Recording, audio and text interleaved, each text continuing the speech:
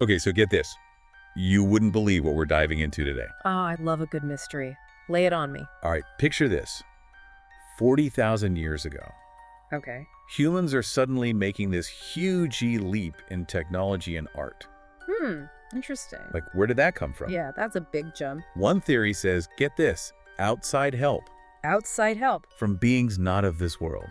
Whoa. Okay, you've got my attention. We're talking about, wait for it, the Anunnaki. The Anunnaki. All right, let's do it. Right, so to get to the bottom of this, we're starting with Zecharia Sitchin Oh, Sitchin. I've heard of him. and his book, The 12th Planet. A classic. He spent decades studying Sumerian cuneiform tablets. Oh, wow, that's dedication. Like the world's oldest writing. Yeah, the Sumerians, they were way ahead of their time. And he came up with this mind-blowing theory. Okay, I'm ready. The Anunnaki were actually extraterrestrials Extraterrestrials. who visited Earth almost 500,000 years ago. 500,000. Now that's going way back. I know, right?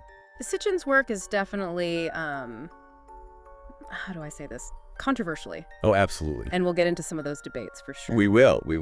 But what's captivating Yeah. is how he interprets these ancient texts. Right. They touch upon some seriously big questions like, Okay, like what? where do we come from? The big one. Are we alone in the universe? Another good one. And did ancient civilizations have contact with beings from other planets? That's the million-dollar question. Hold on, I'm already hooked. Me too. Okay, so who exactly were these Anunnaki, according to Sitchin? Well, he believed they were from a planet called Nibiru. Nibiru, okay. Now, this is where things get tricky. Uh-oh. Sitchin suggested Nibiru is part of our solar system, Part of our solar system. swinging by Earth Swinging by. every 3,600 years. What? But, you know, mainstream science isn't really on board with that idea. Wait, so how does a planet just swing by like that? Yeah, that's the problem. Would that mess up the whole solar system? Exactly.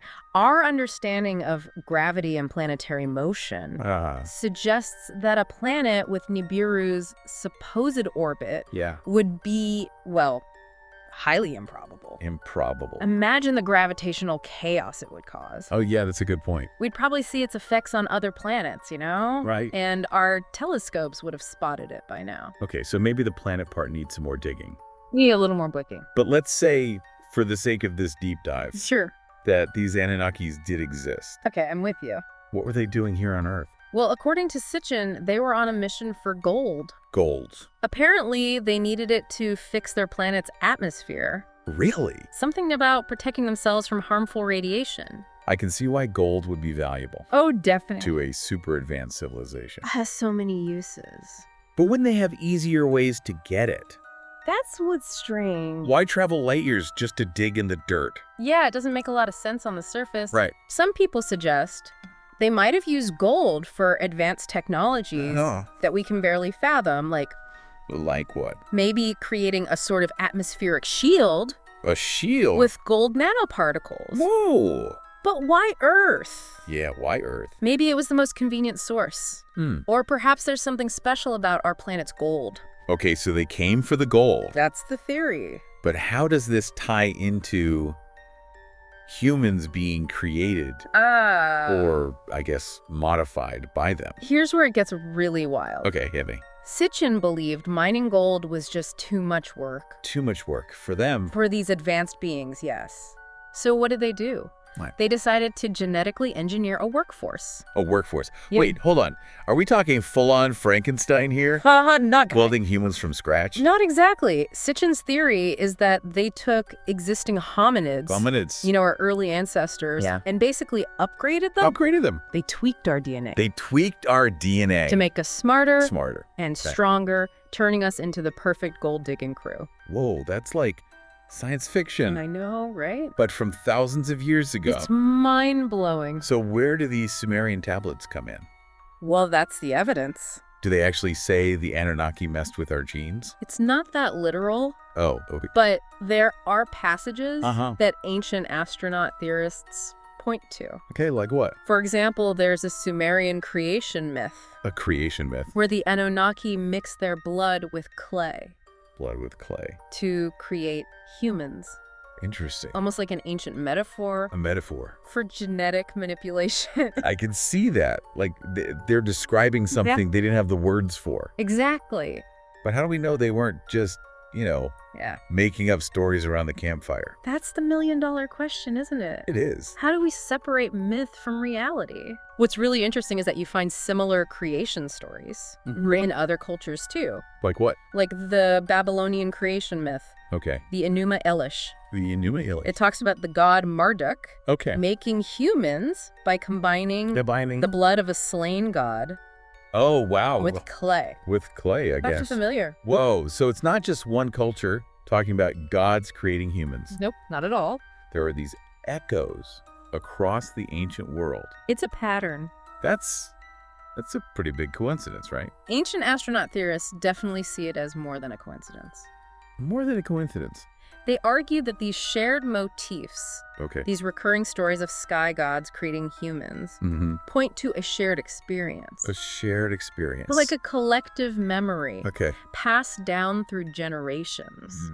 A whisper from our distant past. That's a really interesting way to put it. I think so. Okay, but stories are one thing. Right. What about hard evidence? Yeah. Evidence, huh? Do we have any physical proof of these Anunnaki hanging out on Earth? Well, you won't find any spaceships parked in museums, not yet anyway. Right. But there are other intriguing pieces of the puzzle. Okay, like what? Ancient artwork is a big one. Ancient artwork? Think petroglyphs, cave paintings, those kinds of things. Like those ancient aliens memes.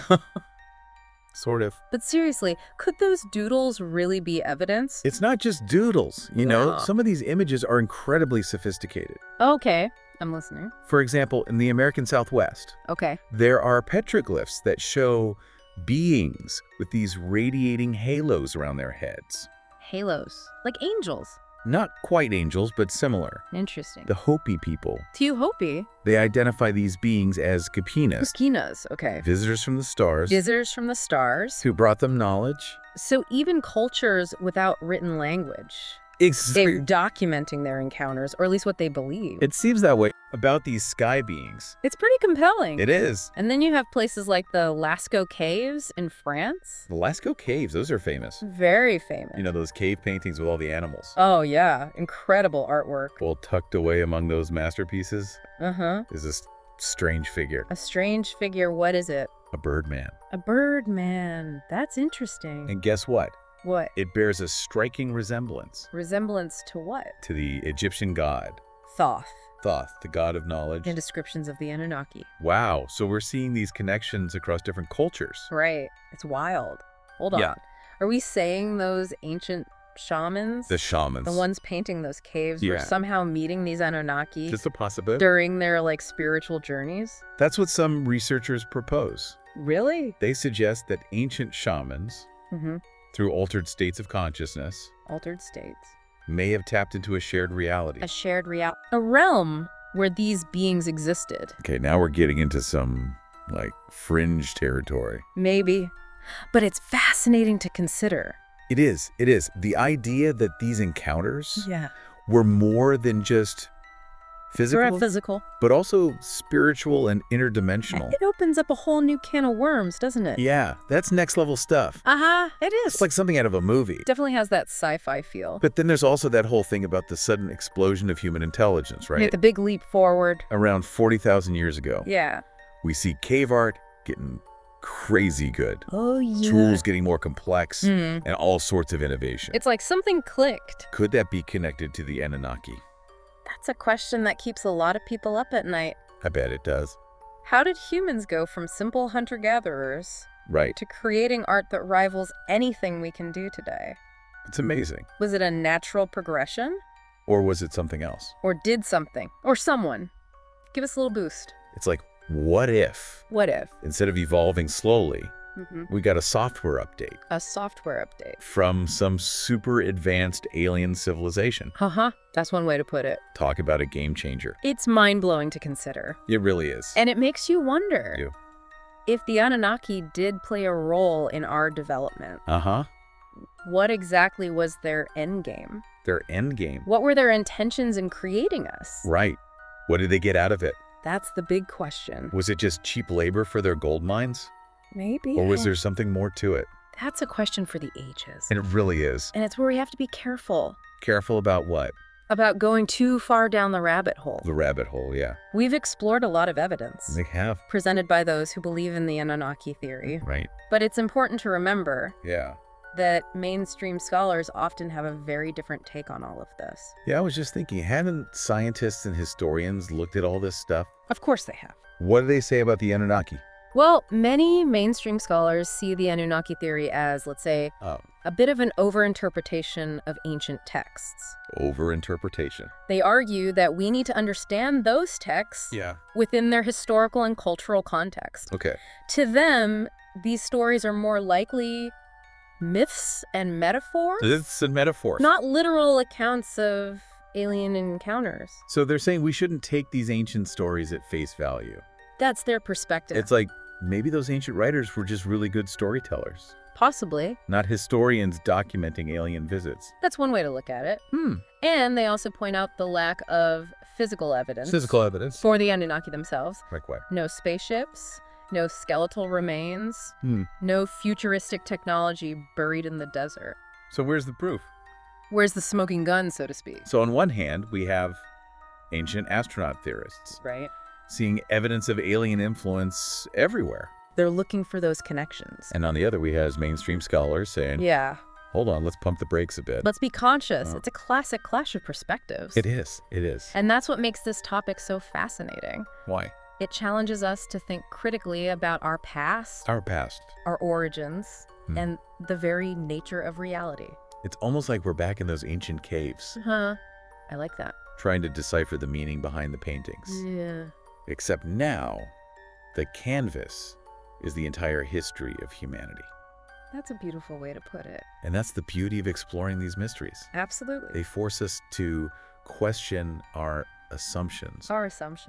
To confront the unknown. And to expand our understanding of what's possible. That's what it's all about. Okay, I'm officially down the rabbit hole. Haha, welcome to the club. I'm starting to see both sides of the argument. That's good. But if I'm being honest, yeah, I still lean toward the idea that something crazy happened back then. I understand. It's just too much to ignore. I get it. But then again, I'm also a sucker for a good mystery. And that's perfectly fine. It's healthy to be skeptical, to question things, and to weigh the evidence. The evidence? And at the end of the day, the question of whether or not the Anunnaki existed, the big question, is still up for debate. So where do we go from here? Where do we go?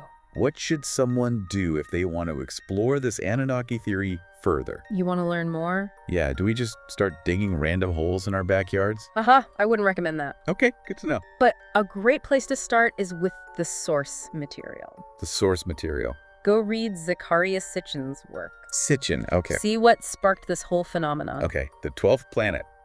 Check. Good start. What else? Don't just stop there. Okay. Look at interpretations by other researchers.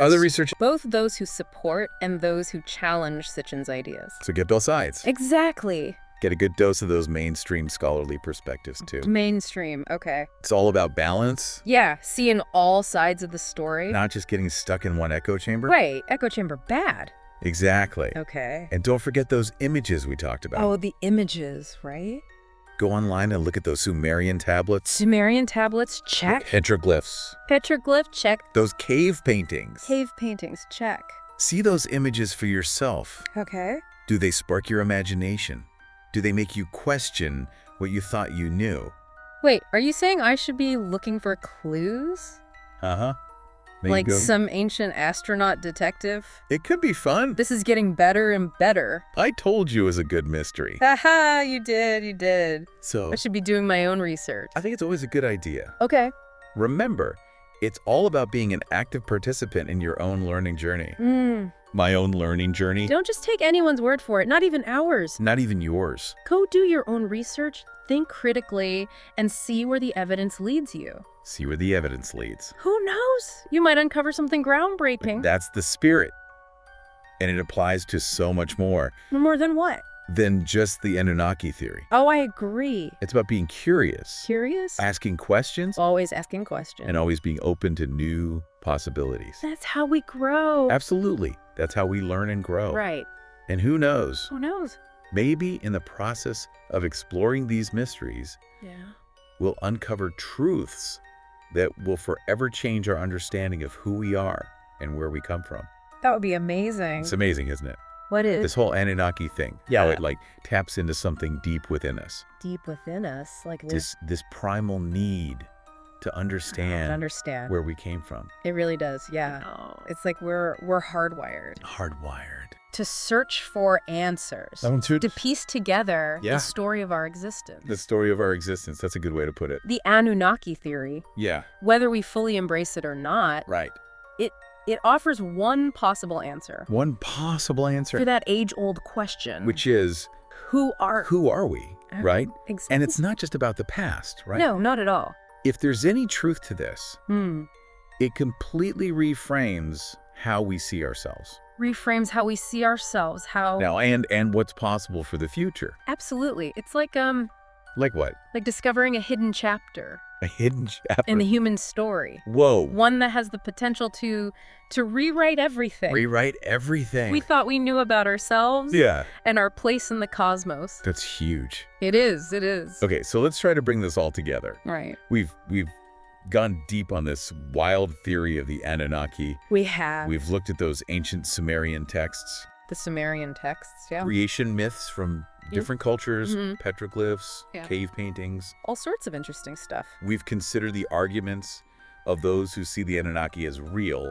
Right. And those who dismiss it as mythology. Both sides. And we've grappled with the massive implications. The implications, yeah. Of what it would mean if there were even a grain of truth. A grain of truth. To this whole thing. It's a lot to take in. It is. So where does this leave us? Where does it leave us? What should we take away from all this? I think...